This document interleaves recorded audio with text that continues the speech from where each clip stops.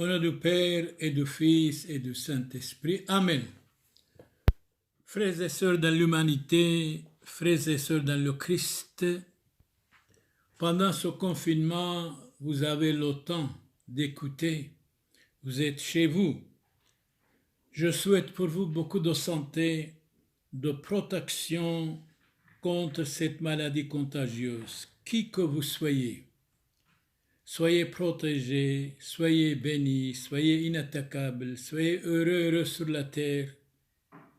Nous demandons à notre Seigneur Jésus-Christ, qui que vous soyez, croyant ou pas, nous vous estimons. Aujourd'hui, être attaché à quelqu'un, ce n'est pas n'importe qui, c'est Dieu Tout-Puissant et Éternel. Et aussi, nous devons être vigilants contre les tentations. Jésus a été tenté 3 fois par le démon. Et nous allons parler aussi de démons. C'est normal, s'il a tenté notre Seigneur Jésus-Christ 3 fois, on peut être aussi tenté par le démon. Mais attention, il ne faut jamais marchander avec les tentations. Si vous marchandez, vous allez tomber absolument. Donnons la parole à Saint Albert le Grand. Celui qui adhère à Dieu vit dans la lumière. Mais Lamartine dit autre chose, mort en 1869. C'est la communication avec Dieu qui fait toute la gloire de l'homme. C'est vrai, c'est-à-dire la prière. Le pape Léon le Grand, qui a empêché Attila d'envahir Rome, que la lumière soit séparée des ténèbres et que les fils de la vérité fuient les fils du mal, les fils du diable. Saint Ambroise dit autre chose, on lui donne la parole bien sûr, mort en 397. Il est très avantageux de s'attacher aux hommes de bien. Car celui qui vit avec les sages est sage lui-même. Au contraire, celui qui s'attache aux insensés est bientôt reconnu pour insensé aussi. C'est normal, dites-moi avec qui tu parles, je te dirai qui tu es. Le sage dans la vie est invariable. Il vit parfait dans le Christ, s'appuyant sur l'amour profondément enraciné dans la foi. Souvent, les gens me disent, vous êtes toujours les mêmes. On ne peut pas. La vérité doit être inchangeable, inattaquable. Tout homme qui s'éloigne de la science de Dieu devient aussi ignorant et insensé. Encore, Saint Ambroise parle. Allez, on vous donne la parole. Dites. L'âme qui s'attache à Dieu triomphe des plaisirs charnels et des pompes du siècle. Le siècle ne peut jamais nous contenter, attention. Le siècle nous trompe. Donnons la parole à Saint Jacques. Il était assassiné à 62 après Jésus-Christ. Dans le chapitre 5, verset 20, « Sachez que celui qui ramène un pécheur de la voie où il s'était égaré sauvera une âme de la mort. » Mais vous allez dire aussi, la mort égalise toutes les conditions humaines, l'être humain est né pour mourir un jour, mais à vous tous, qui que vous soyez, je vous souhaite beaucoup de santé et une longue vie. Oui, Saint Jacques, nous voulons que vous répétiez. Sachez que celui qui ramène un pécheur de la voie où il s'était égaré sauvera une âme de la mort et couvrira une multitude de ses péchés. Pécheurs, convertissez-vous, ne péchez plus. Dieu vous aime. Dieu vous dit, vous êtes pardonnés, ne péchez plus. Je ne vous condamne pas, Jésus dit. Alors, on va donner la parole à Saint Jean Chrysostome, exilé, mort en 407. Il est mort dans l'exil. Il dit ceci: dans le siècle présent, toute joie est dangereuse, attention. Toute sécurité est pleine de chutes, attention. Tout plaisir a ses chaînes, a ses plaisirs. Eh bien, une minute de plaisir peut nous amener 1000 douleurs. On vous a dit, répétez les belles choses, les belles phrases. Plaisir, chagrin, amertume, tristesse, couchent dans le même lit. Ce qui veut dire qu'il faut regretter avant et pas après. Celui qui est attaché à Dieu ne saurait jamais périr, il est toujours content. On donne la parole à Saint Bonaventure, il est mort en 1274. La cause de la perte des pécheurs, c'est Dieu par son jugement. L'ange par son ministère de vengeance, le prochain par ses scandales, le diable par ses tentations. Malheur par qui le scandale arrive. On n'a pas le droit de scandaliser quelqu'un. Mais attention, on n'a pas le droit aussi de marchander avec la tentation. Si nous allons marchander, absolument vous allez tomber et vous allez regretter amèrement. Mais il faut regretter avant et pas après. Saint Augustin vient et nous dit, mort en 430, ce qui attache au Christ, c'est la charité et non la crainte des supplices. Le fondement de la religion chrétienne, c'est le Christ. Que le Christ soit votre vie, votre lecture, votre méditation, votre conversation, de ne pas avoir peur devant les incroyants, de parler de notre Seigneur Jésus-Christ. On a donné la parole à Saint Grégoire, le grand, mort en 604. Il est pape, il était un pape missionnaire. Il a envoyé 40 missionnaires en Angleterre et ces 40 missionnaires ont converti les Anglais. Leur chef était le moine, s'appelait Augustin aussi. Voilà, Grégoire le Grand nous dit, le Christ en mourant nous a enseigné à ne pas craindre la mort. Nous avons dit plusieurs fois, la mort égalise toutes les conditions humaines, mais à vous tous, qui que vous soyez, je vous souhaite beaucoup de santé, de réussite. Vivez longtemps et bien, chrétiennement, civilement, catholiquement, religieusement, orthodoxement, qui que vous soyez. Saint Grégoire vous aime. Nous aimons, nous estimons, qui que vous soyez, moi aussi bien sûr. Saint Grégoire ajoute, le Christ ressuscitant nous a appris à croire à la vie. La vie. Le Christ en montant au ciel nous a appris à nous glorifier du céleste héritage du royaume de Dieu. Et autre chose, je vous en prie, vous êtes un grand pape, dites-nous encore quelque chose. Le Christ, avec 3 armes, a convaincu 3 ennemis. Attention, ce ne sont pas des armes pour tuer, c'est pour sauver. Le démon par l'humilité, la chair par l'austérité, le monde par la pauvreté. Répétez-nous, je vous en prie.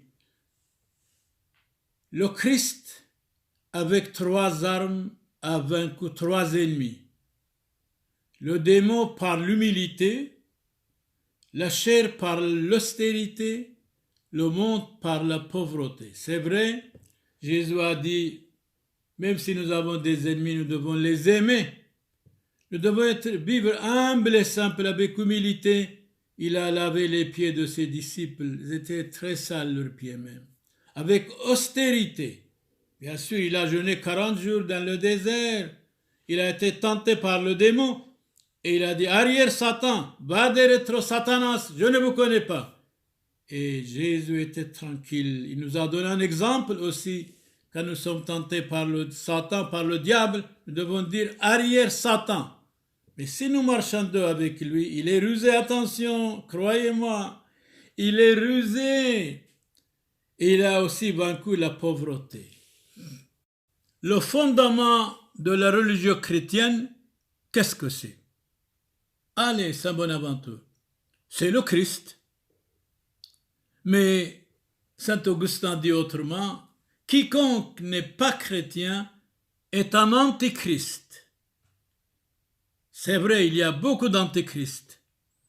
L'Église les a civilisés, alphabétisés, a fait des universités, des collèges pour les Européens, et maintenant ils tombent dans l'incroyance. C'est une trahison, c'est une infidélité en même temps. Soyons fidèles à notre mission, au renseignement, à l'éducation chrétienne qu'on a reçue depuis 2000 ans. Quiconque n'est pas chrétien est un antichrist. Et l'on n'est pas chrétien quand on a une vie des mœurs opposées à Jésus-Christ.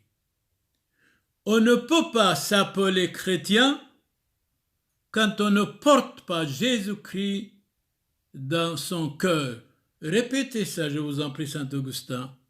On ne peut pas s'appeler chrétien quand on ne porte pas Jésus-Christ dans son cœur. Enfin, dire je suis chrétien, c'est facile, mais il faut appliquer le christianisme. Soyez modèle pour les autres. Vivez saintement et économiquement et loyalement et chrétiennement. Voilà, un saint nous dit, les païens d'autrefois étaient moins corrompus que les chrétiens de nos jours.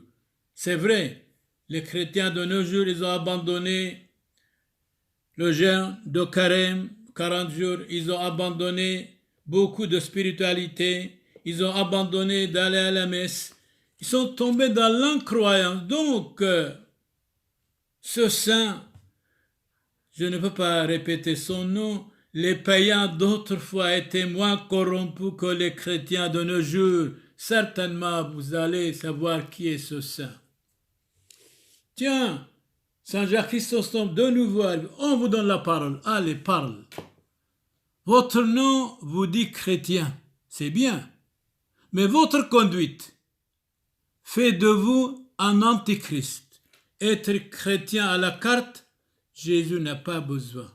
Vrai, 100% ou rien du tout, mais gentil, aime le prochain, tolérant envers tout le monde. C'est ça aussi, Jésus-Christ demande que nous soyons. Aime ton prochain comme soi-même. Qui que vous soyez le prochain, on vous aime, on vous estime. Athée, incroyant, franc-maçon, libre-penseur, qui que vous soyez. Mais quand devient modèle pour vous, tôt ou tard, vous allez croire à notre Seigneur Jésus-Christ. Un faux chrétien n'est pas un chrétien. Il est un vase d'erreur diabolique. Un faux chrétien, c'est-à-dire un chrétien à la carte. Ce fut à Antioche que pour la première fois, les disciples de Christ furent appelés chrétiens. À Antioche, on voit ça dans les Actes des Apôtres, chapitre 11, verset 26. Effectivement, la Sainte Église primitive a été à Antioche, Église syro-orthodoxe, et le patriarche actuel, Moran Mor Ignatios Afram Traiono Patriarcho Deito Surieto Orthodoxeito, il est vraiment le vrai patriarche, parce que le vrai patriarche était Saint-Pierre, et c'est la continuité après Saint-Pierre, Odeos, et après Ignace d'Antioche, de fil en aiguille jusqu'à le patriarche actuel, Ignace Afram Traiono Patriarcho Deito Surieto Orthodoxeito. Ignace II, patriarche de Syro-orthodoxe d'Antioche. Antioche actuellement est en Turquie. Pourquoi? Parce qu'au VIe siècle, les musulmans avaient envahi Antioche et les patriarches ont été chassés de l'Antioche. La première église fondée par Saint Pierre, premier patriarche oriental, Saint Pierre était premier patriarche oriental, bien sûr. Il a fondé la Sainte Église de notre Seigneur Jésus-Christ à Antioche. Il est resté 7 ans à Antioche, après il vient à Rome parce que les Romains étaient des païens, il voulait les convertir. Donnons la parole à Saint Bonaventure, mort en 1274. Le fondement de la religion chrétienne, c'est le Christ. C'est vrai, vous avez raison. Répétez-nous. Le fondement de la religion chrétienne, c'est le Christ. Les martyrs ont combattu pour la vérité jusqu'à sacrifier leur corps à la mort, afin de faire connaître la vraie religion en démasquant la fausseté des autres prétendues religions. Bonaventure, vous avez raison. Vous avez raison. Dieu a tant aimé le monde, il a envoyé son Fils unique pour que le monde soit sauvé par le Christ, pas par quelqu'un d'autre. Alors Saint Jérôme, spécialiste de la Bible, secrétaire du pape Damas, il est parti à Bethléem, il a fondé cette congrégation des dames religieuses. La religion chrétienne consiste en 2 choses. Allez, répétez-les. Dans la sainteté de la foi et dans la pureté des mœurs. C'est formidable. Répétez. Saint Jérôme, on vous écoute. La religion chrétienne consiste en 2 choses. Dans la sainteté de la foi et dans la pureté des mœurs. Soyez saints. Si vous ne l'êtes pas, devenez-le, disait Saint Bernard. Jonathan Swift, un écrivain irlandais, mort en 1745, nous dit ceci. On vous écoute, Jonathan Swift. On vous écoute, Jonathan Swift. Nous avons de la religion, il dit, mais nous en faisons usage pour nous haïr les uns les autres. C'est honteux. C'est honteux. Or, Jésus a dit, aimez-vous les uns les autres. Je vous comprends. Écrivain irlandais, il y a entre les catholiques et les protestants depuis des années des bagarres, des guerres. C'est honteux aux chrétiens d'être l'un contre l'autre. C'est vraiment diabolique. Donnons la parole à un grand homme, Louis de Bolland, mort en 1840. Je vous écoute, Bolland. La religion ne nous fait pas bon, mais elle nous empêche de devenir trop mauvais. Vous avez raison, je vous assure, vous avez raison. Sinon, nous serions terribles. Répétez. Louis de Bolland, mort en 1840.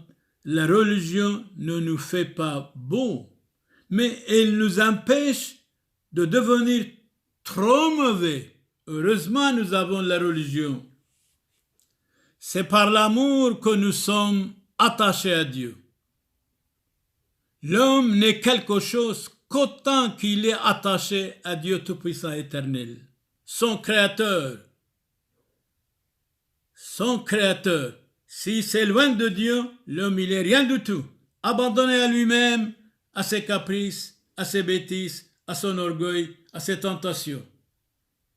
Les foules l'interrogeaient. L'interrogeaient qui? Eh bien, c'est Saint Luc, disciple de Saint Paul. Mais oui, allez Saint Luc, on vous écoute. Mais Jésus a dit dans chapitre 3, verset 11, les foules l'interrogeaient. Que ferons-nous donc faire? Interroger le Christ. Ils posent des questions au Christ. Ils avaient raison de poser des questions. Jésus leur répondit, celui qui a 2 tuniques partage avec celui qui n'en a pas. Et que celui qui a de quoi manger fasse de même. 2 tuniques. N'importe quel chrétien, il a entre 20 et 30 tuniques. Il peut partager vraiment. Ne prenez ni or ni argent ni sac pour le voyage, ni de tunique.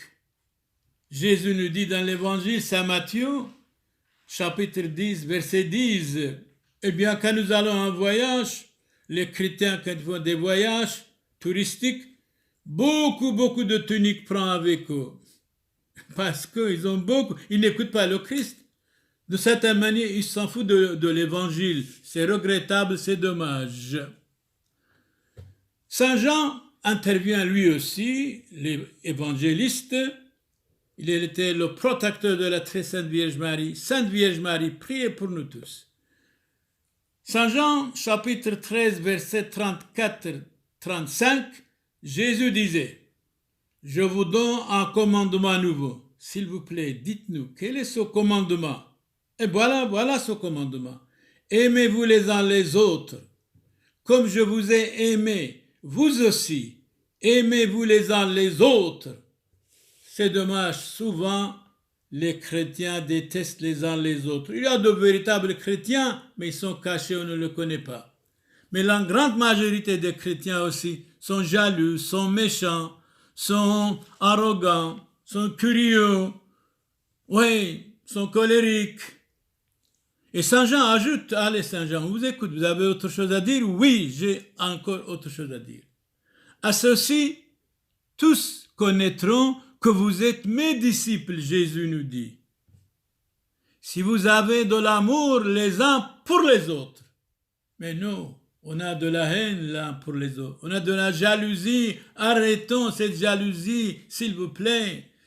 Nous devons être de vrais chrétiens. Nous tous, nous sommes des hypocrites. Nous sommes des malheureux. Nous sommes des orgueillons. Oui, nous sommes des jaloux et jalouses. Il n'y a pour personne de plus grand amour que de donner sa vie pour ses amis. Nous devons aimer les amis et les ennemis en même temps. Mais de temps en temps, dans chaque ami, malheureusement, il y a moitié d'un traître. Une amitié doit être éternelle pour toujours ou rien du tout. Quand mon ami me dit quelque chose, si je suis fâché, je ne suis pas son ami. Je peux le trahir. Quand moi je dis à mon ami quelque chose qui ne lui convient pas, il est fâché. Immédiatement, il est fâché et il va nous trahir tôt ou tard. Il va devenir moitié d'un ennemi numéro un, même un ennemi complet. Mais amis et ennemis, nous devons les estimer. Si Jésus a dit, vous êtes mes amis, c'est formidable, c'est merveilleux. Vous êtes mes amis. Vous êtes mes amis si vous faites ce que je vous commande. Qu'est-ce que vous commandez? Alors on vous écoute. Jésus répond, voici mon commandement, aimez-vous les uns les autres, comme je vous ai aimé. Mais malheureusement, nous sommes toujours autrement, nous pensons autrement. Pour un oui ou pour un non, on devient des ennemis des uns les autres. Chrétien, reconnais ta dignité. Chrétien, nous devons être moitié du monde. Un vrai chrétien, c'est un Dieu qui parle aux hommes. Voulez-vous goûter la joie éternelle? Oui, Saint Augustin, vous avez raison. Nous voulons goûter la joie éternelle. Vous êtes mort en 430. Voulez-vous goûter la joie éternelle? Oui. Alors attachez-vous à celui qui est éternel. Notre Seigneur Jésus-Christ, Dieu Tout-Puissant, Jésus dit, moi et mon Père, nous sommes un. Qui me voit Dieu. Qui me voit mon Père.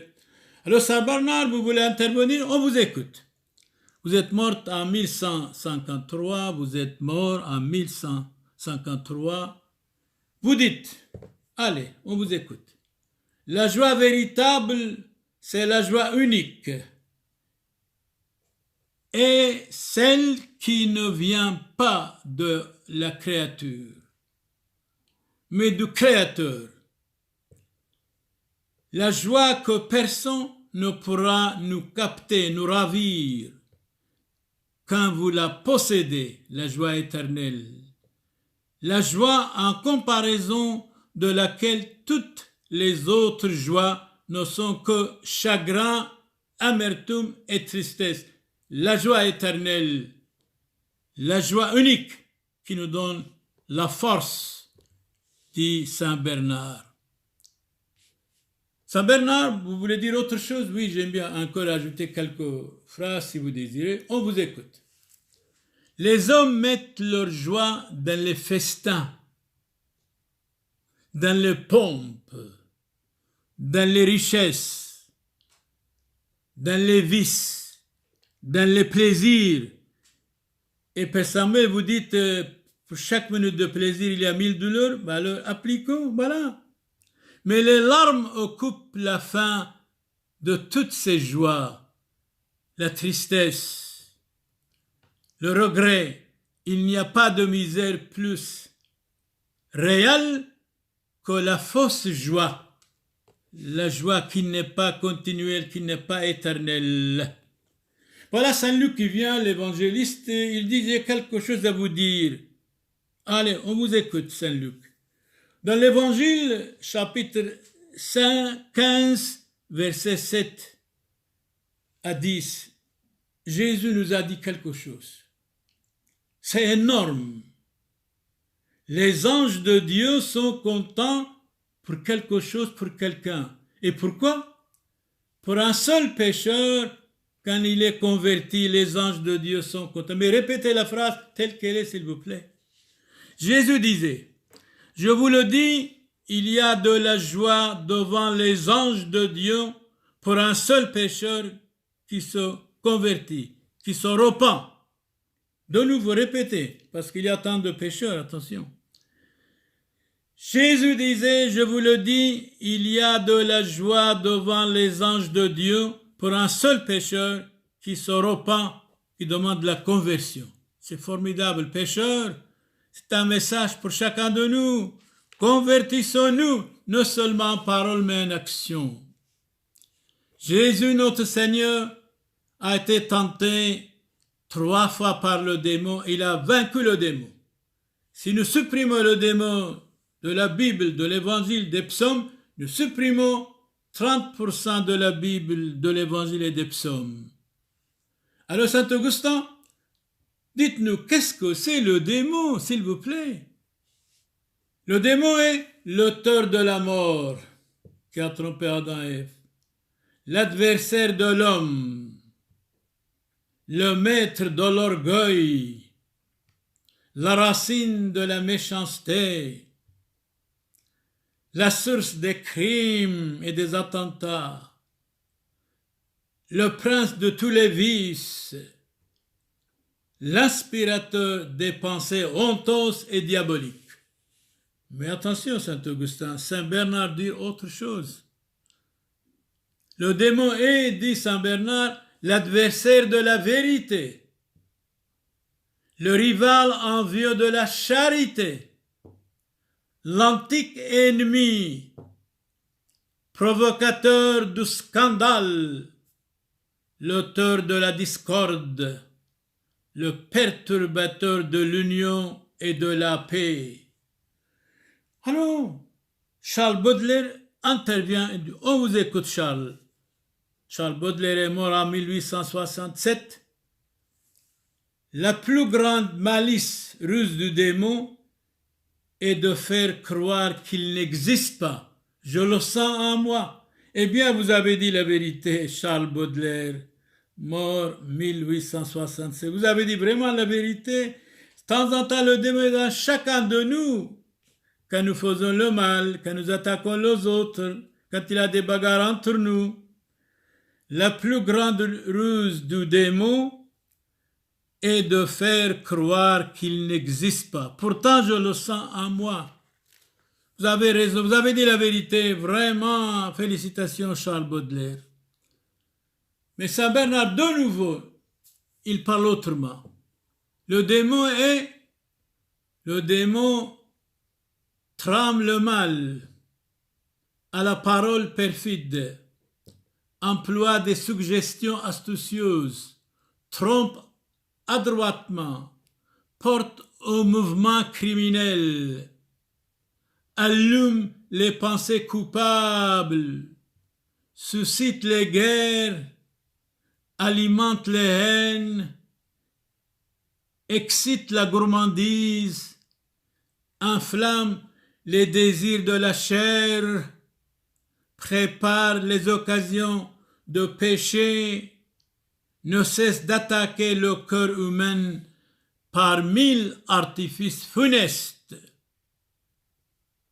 Le démon est le perturbateur de l'union conjugale entre l'homme et la femme. Hommes et femmes, vous êtes mariés, restez ensemble, aimez-vous les uns les autres. N'écoutez pas les tentations du démon. Soyez de vraies familles. Comme Honoré de Balzac a dit, la famille dans le monde doit être la base de la société. Beaucoup de familles, le divorce en Europe, presque 85%. C'est dommage, c'est regrettable. Alors, Basile le Grand, c'est le premier qui intervient. Allez, on vous écoute. Vous êtes mort en 604. Le plus cruel des tourments pour un être qui possède une âme, c'est d'être séparé de Dieu. J'aime bien que vous répétiez vraiment, les gens ont besoin. Le plus cruel des tourments pour un être qui possède une âme, c'est d'être séparé de Dieu.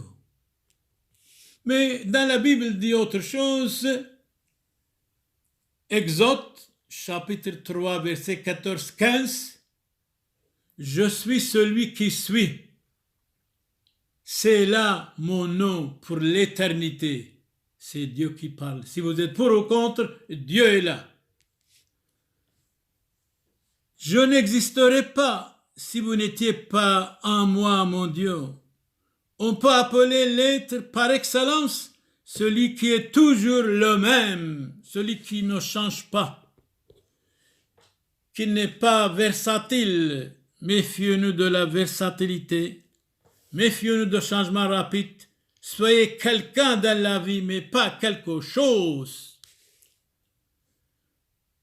Saint Bernard nous dit encore, ne pas s'attacher à une vérité reconnue est une obstination diabolique.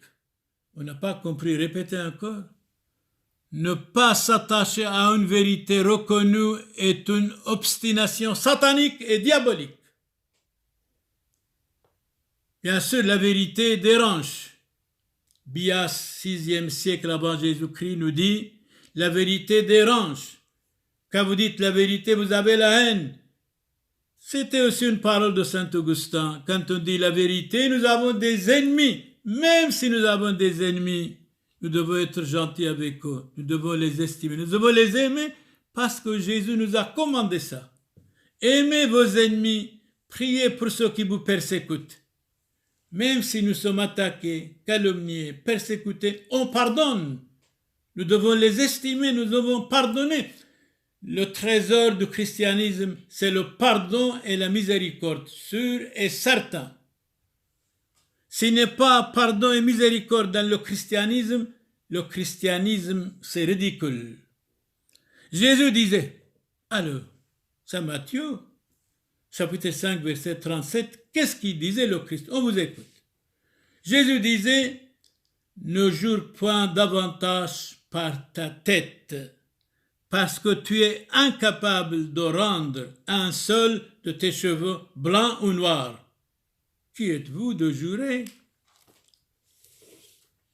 Que notre discours, votre parole doit être oui, oui, ou non, non.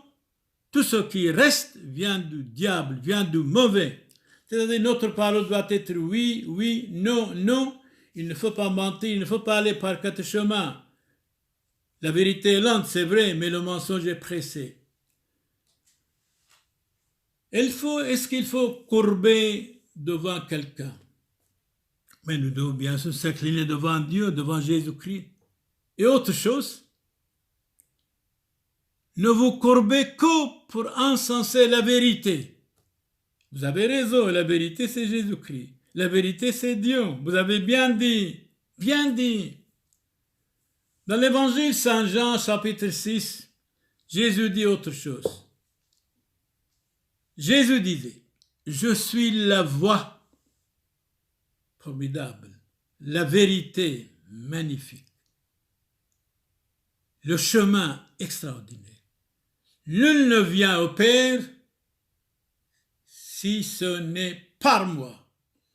Donc il y a tant déjà croyants ou incroyants dire nous allons à Dieu, on croit en Dieu, mais si vous ne passez pas par le Christ, ce n'est pas possible. Tout est possible à Dieu, mais ici attention, c'est Jésus qui dit nul ne vient au Père si ce n'est par moi, parce que je suis le chemin, la vie et la vérité. Personne ne parle à Dieu sans passer par moi. Là où j'ai trouvé la vérité, j'ai trouvé mon Dieu. Ben oui, Saint Augustin, vous avez raison. Vous étiez abandonné à vous-même, vous étiez délaissé, vous étiez dans les péchés, vous aviez des ennemis, vous aviez des maîtresses. Finalement, vous êtes convertis et vous avez dit, voilà, vous dites maintenant, là où j'ai trouvé la vérité, j'ai trouvé mon Dieu. Et vous êtes devenu saint, vous avez abandonné toutes vos maîtresses. Félicitations! Il y a encore beaucoup qui doivent faire la même chose que vous. Albert le Grand de nouveau vient, mort en 1280. Deux choses doivent nous pousser à aimer la vérité. Allez, on vous écoute. La première, c'est que Jésus-Christ est la vérité. Magnifique. La seconde, c'est que la vérité en soi est toujours aimable et estimable. Alors Saint Cyril vient aussi, il intervient. Celui-là n'est pas chrétien qui craint de donner sa vie pour la vérité. Un autre qui dit, ce qu'on a de semblable à Dieu, qu'est-ce que c'est? Réponse, je vais répondre. On vous pose la question, ce qu'on a de semblable à Dieu, qu'est-ce que c'est?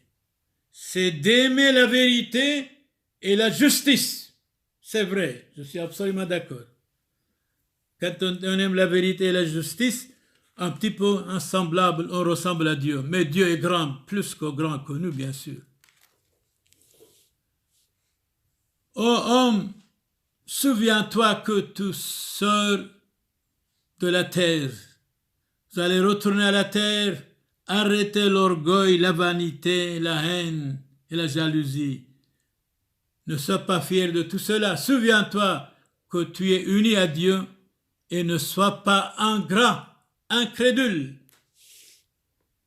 Dans la sagesse de la Bible, l'Ecclésiastique chapitre 7, dans toutes tes œuvres, rappelle-toi ton dernier jour et tu ne pécheras jamais. C'est Salomon qui dit, souviens-toi que vous êtes mortel et vous ne tomberez jamais dans le péché. Vous ne pécherez jamais. Pécheurs, convertissez-vous. Jésus dit, je ne vous condamne pas, mais ne pêche plus, comme il a dit à la femme adultère. Telle est l'excellence de l'homme qu'aucun animal ne peut lui commander. C'est vrai, les animaux ne peuvent pas commander, diriger les hommes. C'est les hommes qui dirigent les animaux. Mais heureusement, de certaine manière, les animaux ne parlent pas. Je vous assure, s'ils parlaient, ce serait aussi catastrophique.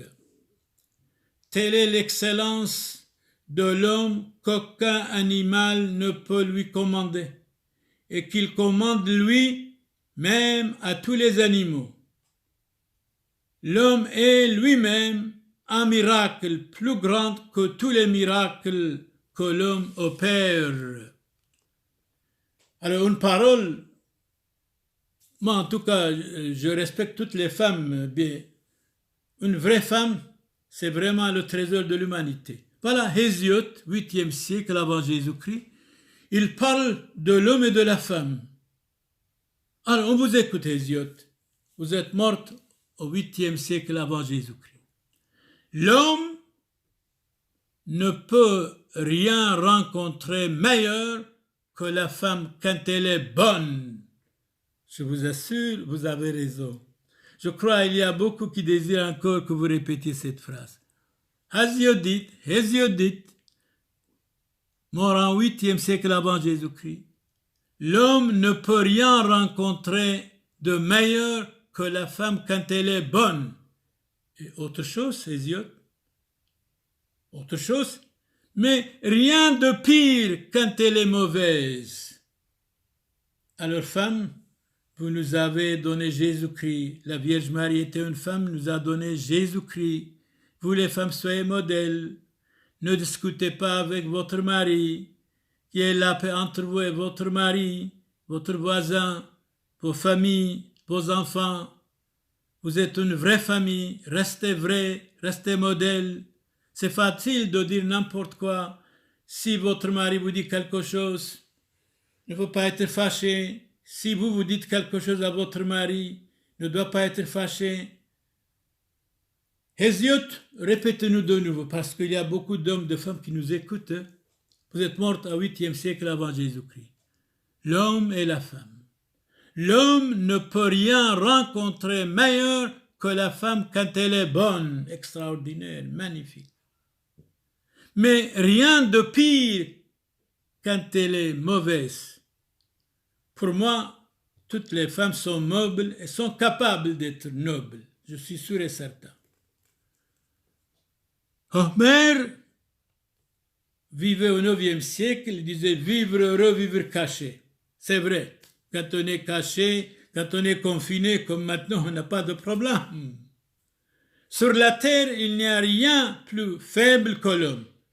L'homme est fragile, l'homme est faible, l'homme est misérable, puisque la mort est venue pour un homme, mais la résurrection est venue par notre Seigneur Jésus-Christ. Dans l'évangile Saint-Marc, je vois la première fois qui intervient dans l'évangile, chapitre 8, verset 24, guérison d'un aveugle. Voilà Saint-Marc, l'évangéliste qui nous parle. Ils se rendirent à Bethsaïde, on lui amena un aveugle au Christ. On le supplia de le toucher. Seulement toucher, s'il vous plaît. Il lui mit de la salive sur les yeux, lui imposa les mains et lui demanda « Vois-tu quelque chose ?» « Oui, Seigneur, oui, je vois des hommes comme des arbres, ils marchent. » Donc vous êtes guéri. Vous êtes guéri, mais attention, ne pêche plus. Tout arbre, Jésus dit, qui ne produit pas de bons fruits, est coupé et jeté dehors. Nous devons connaître quelqu'un de ses fruits. C'est valable pour chacun de nous. On n'a pas le droit d'attaquer quelqu'un quand on ne connaît pas. On n'a pas le droit de juger quelqu'un quand on ne connaît pas. Il faut juger quelqu'un de ses fruits.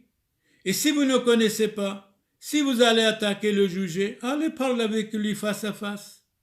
Comme Jésus, tout arbre qui ne produit pas de bons fruits est coupé et jeté au feu. Qu'est-ce que c'est l'homme? C'est Hugo Saint-Victor qui dit ça. Attention, c'est un homme laïque, c'est un homme écrivain, c'est un homme savant. Allez, Victor, qu'est-ce que c'est l'homme? Il est fragile dans sa chair, malheureusement. D'une vie courte, malheureusement. Gâté par la corruption intérieure, malheureusement. Esclave du démon par le péché, malheureusement. Mais attention, il dit, être esclave de soi, c'est pire des servitudes. Être abandonné, livré à soi, en disant je sais tout, je comprends tout, l'autre ne sait rien, c'est pire des servitudes. On n'a pas le droit d'être esclave de soi. Être maître de soi, c'est beau. Venons à Saint Ignace d'Antioche, martyr 107, sur l'ordre de l'empereur de Rome, Trajan, au Colisée à Rome. Il était le 3e patriarche d'Antioche. Avant était Saint-Pierre, Odios et aussi Saint Ignace. Saint Ignace nous parle L'homme appartient tantôt à Dieu et tantôt au mal, tantôt au diable. On ne sait pas sur quel pied danser avec l'homme, avec les êtres humains. Celui qui s'applique à la piété est l'homme de Dieu. Répétez, je vous en prie. Vous êtes assassiné, vous êtes jeté au lion, au Colisée à Rome, sur l'ordre de Trajan, empereur de Rome. L'homme appartient tantôt à Dieu et tantôt au diable. Celui qui s'applique à la piété est l'homme de Dieu. Celui qui vit dans l'impiété est l'homme du mal. Et cela n'arrive pas par un effet de la nature, mais par la volonté de l'âme. Autre chose, Saint Ignace, une parole claire, je vais vous dire. Attachez-vous aux gens de bien. C'est faux, c'est beau, c'est formidable. Attachez-vous aux gens de bien. Attachez-vous aux gens de bien. C'est formidable, c'est magnifique. Celui qui s'attache à la terre ne peut trouver que ce qui est contenu dans les biens terrestres, c'est-à-dire l'amertume. Quand nous aimons la terre, la vie, etc., l'amusement, la faim, c'est l'amertume, c'est le regret. Il faut regretter avant et pas après. Quand on se sépare de Dieu, on va s'unir au mal. Ne soyez pas séparés de Dieu, n'abandonnez pas Dieu. Dieu vous aime, qui que vous soyez. Convertissez-vous, ne restez pas incroyante. Chantez la vie. Plus nous aimons le prochain, plus nous aimons Dieu, et réciproquement, Dieu est avec nous. La charité est pour nous, pour les amis, pour les ennemis, pour les loin et pour les prochains. De nouveau, Saint Grégoire, pape mort 604, intervient, et il a raison bien sûr, il a de bonnes paroles. L'âme qui s'est immuablement attachée à Dieu ne redoute les traits d'aucune terreur. Il se sent inattaquable et protégé. Saint Grégoire de Nazianze, il dit autre chose. Il est plus avantageux et plus glorieux d'être attaché à Dieu que d'occuper les postes les plus élevés à la cour des rois. Grégoire de Nazianze, on n'a pas bien compris, répétez. Il est plus avantageux et plus glorieux d'être attaché à Dieu Tout-Puissant et Éternel que d'occuper les postes les plus élevés à la cour des rois et des empereurs. Vous avez raison, je suis d'accord avec vous. En s'attachant à la créature, l'homme se sépare et s'éloigne de Dieu. C'est vrai. En s'attachant à la créature, l'homme se sépare et s'éloigne de Dieu. De nouveau, Saint Jacques Chrysostome intervient, on vous écoute. Vous avez certainement quelque chose à nous dire. Vous êtes morte en 407. Il est dans la nature des choses que, toutes les fois qu'un beau s'unit avec un méchant, ce n'est pas le beau qui corrige et améliore le méchant, mais c'est le méchant qui pervertit le beau. C'est tellement beau. C'est-à-dire, si vous avez un ami alcoolique, c'est lui est capable de vous influencer, de devenir alcoolique aussi. Si vous avez un ami qui fume la cigarette, il est capable de vous influencer que vous fumiez aussi la cigarette. Un homme voleur, si vous êtes son ami, il est capable de vous influencer pour voler aussi. Mais si vous êtes quelqu'un, vous devez le corriger, de ne plus voler, de ne plus être méchant, de se corriger. Et c'est ça qui veut dire, par exemple, Saint Jacques Chrysostome. En croyant, quand il parle tout le temps avec un croyant, il est capable de rendre le croyant un croyant aussi comme lui. Je répète, alors répétez-nous Saint Jean. Il est dit dans la nature des choses que toutes les fois qu'un bon s'unit avec un méchant, ce n'est pas le bon qui corrige et améliore le méchant, mais c'est le méchant qui pervertit le bon. C'est regrettable. Mais de temps en temps, il y a de bons qui convertissent les méchants en même temps. Saint Macaire, mort en 390, vous intervenez, on vous donne la parole. Dieu aime beaucoup l'âme qui s'est donnée tout entière à lui et qui n'est attachée qu'à lui seul. C'est formidable, c'est magnifique. Vous avez raison, Saint Macaire, vous êtes morte en 390. Dieu aime beaucoup l'âme qui s'est donnée tout entière à lui, c'est-à-dire à Dieu Tout-Puissant, qui n'est attaché qu'à lui seul, à Dieu seul. Bien sûr, il faut être charitable avec tout le monde. L'âme qui est unie à Dieu devient sage, équilibrée, stable, vertueuse, humaine. Vous les humains, ne soyez pas inhumains, soyez humains avec tout le monde, sans distinction de classe, de race, de religion. Mais il faut être vigilant et prudent. De temps en temps, le silence est de l'or. De temps en temps, il faut dire non. De temps en temps, il ne faut rien dire, c'est encore mieux. Oui, l'âme qui est unie à Dieu devient sage, vertueuse, humaine, compatissante, puissante et patiente. Au contraire, l'âme qui se sépare, s'éloigne de Dieu, devient farouche, désagréable, méchante même, obstinée dans ce qu'elle veut, cruelle, toujours en guerre avec les autres, pour la possession des biens de ce monde. Répétez s'il vous plaît. Au contraire, l'âme qui se sépare et s'éloigne de Dieu devient farouche et désagréable, obstinée dans ce qu'elle veut et cruelle, toujours en guerre avec les autres, en bagarre avec les voisins, dans la famille, avec la famille, avec les enfants, pour la possession des biens de ce monde. Le monde ne peut jamais nous contenter, sauf Dieu Tout-Puissant éternel. Ne vous attachez à personne contre la loi de Dieu.